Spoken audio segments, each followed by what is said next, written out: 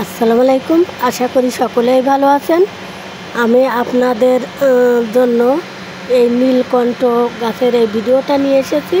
দেখেন আমার ছাদে সকালে আমার ছোট্ট একটা চারা গাছে কী সুন্দর ফুল ফুটে আছে, কী চমৎকার দেখাচ্ছে অপরাজিতা গাছে এই ফুলগুলা। আসলে আমরা গাছগুলোই সবসময় চেষ্টা করি কোনো একটা অবলম্বন দিয়ে বেলকুনি কি কোনো গাছের সঙ্গে এটা উঠিয়ে দিই, তাই গাছটা অনেক ঝাঁকড়ালো হয়ে বেয়ে চলে। ওভাবে আমরা পারি, আবার খুব ছোট চারা গাছও এভাবে আমরা ফুল আনতে পারি চেষ্টা করলে, আর গাছটাকে এভাবে ঝাঁকড়ালো করতে পারি। ছোট চারা গাছে আপনারা গাছটা দেখলেই লক্ষ্য করতে পারছেন আমার কত ছোট একটা চারা গাছে কী সুন্দর ফুল আসছে। আর দেখেন প্রতিটা শাখায় কড়িতে ভরে আছে, লক্ষ্য করলে বুঝবেন প্রতিটা শাখায় এভাবে কড়িতে ভরে আছে, এ কড়িতে ভরে আছে। এই দেখেন এ কড়ি আগামী দিন ফুটবে সব শাখায়, এই যে লক্ষ্য করলেই দেখবেন এই যেভাবে কড়িতে ভরে আছে। এখানে এই যে কড়ি এসে গেছে। তো এই ছোট চারা গাছে প্রচুর পরিমাণে ফুল আনার কী সার প্রয়োগ করলে এইভাবে আনা সম্ভব, এটাই আপনাদের জানানোর জন্য আমার এই মুহূর্তে ভিডিওটা। আসলে একটা গাছ যখনই বড় করে উঠানো হয় সেই গাছে পর্যাপ্ত পরিমাণে খাবার এবং পানি লাগে। পানি না দিতে পারলে গাছটা সহজে শুকিয়ে আসে। আর যদি এরকম চারাভাবে ছোট অবস্থায় একটা গাছকে ঝাঁকড়ালো করা যায়, অনেক শাখা বৃদ্ধি করা যায়, তাহলে সেই গাছে প্রচুর ফুল আনতে পারলে দেখতেও সৌন্দর্য লাগে আর সেই স্থানটা অনেক সৌন্দর্য বৃদ্ধি পায়। তা আমরা যদি সহজে একটা চারা যখনই আমাদের 5-6 ইঞ্চি হয়ে যাবে তখনই আমরা এর মাথাটা কেটে দেব।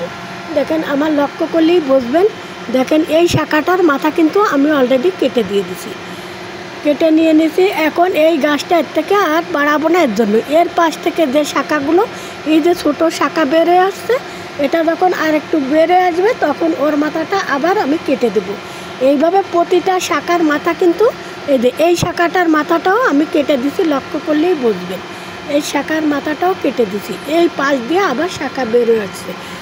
এভাবে এই গাছটা ছোট অবস্থায় এত সুন্দর কতগুলো শাখা বৃদ্ধি পেয়ে গেছে, আর প্রতিটা শাখায় ফুলের কড়িও এসে গেছে, লক্ষ্য করলেই বুঝবেন প্রতিটা শাখায় আমার কড়িতে ভরে আছে।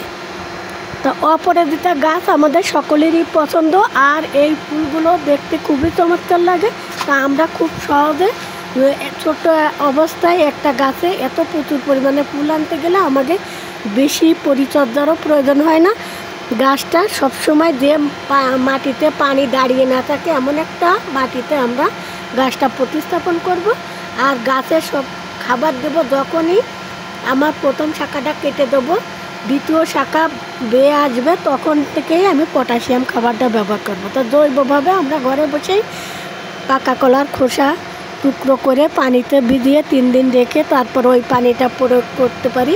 আবার ওই কলার খোসাটা শুকায়ে গুঁড়া করেও আমি গাছের গোড়ায় প্রয়োগ করতে পারি।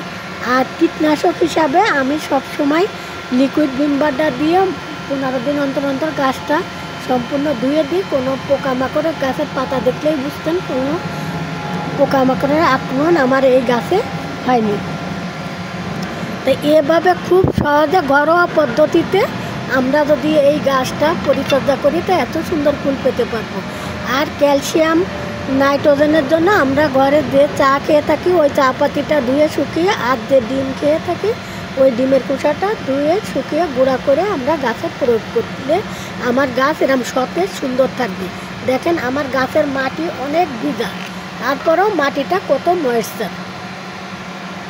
তো এজন্য আমরা পানি দেব যে মাটিতে পানি দাঁড়িয়ে না থাকে, আর প্রতিদিন 2 বেলা আমরা অল্প করে পানি দেব, যে পানিতে গাছটাও সতেজ থাকবে আর এরকম প্রচুর পরিমাণে ছোট চারা গাছে আমরা ফুলও পেতে পারবো। দেখেন আমি কলার খোসা টুকরো করে ভিজিয়ে রেখে সেই পানিটা এখন আমি এই গাছে প্রয়োগ করব। এখন থেকে আমি এভাবেই পটাশিয়াম খাবারটা বেশি দিয়ে দেব। আর পারলে মাসে একবার 1 চামচ নিমখোল পাইতে দিয়ে দিলে গাছে আর কোনো পোকামাকড়ের আক্রমণ আসবে না। জৈবভাবে আমরা ঘরে বসে খুব সহজে ছোট চারা গাছে এরকম পর্যাপ্ত শাখাও বৃদ্ধি করতে পারবো, কড়ি আনতে পারবো, আর এত সুন্দর সুন্দর ফুল আমরা দেখতে পারবো। আসলে অপরাজিতা ফুলের সৌন্দর্য অনেক, দেখতেও অনেক সুন্দর লাগে, সবারই দৃষ্টি আকর্ষণ করে।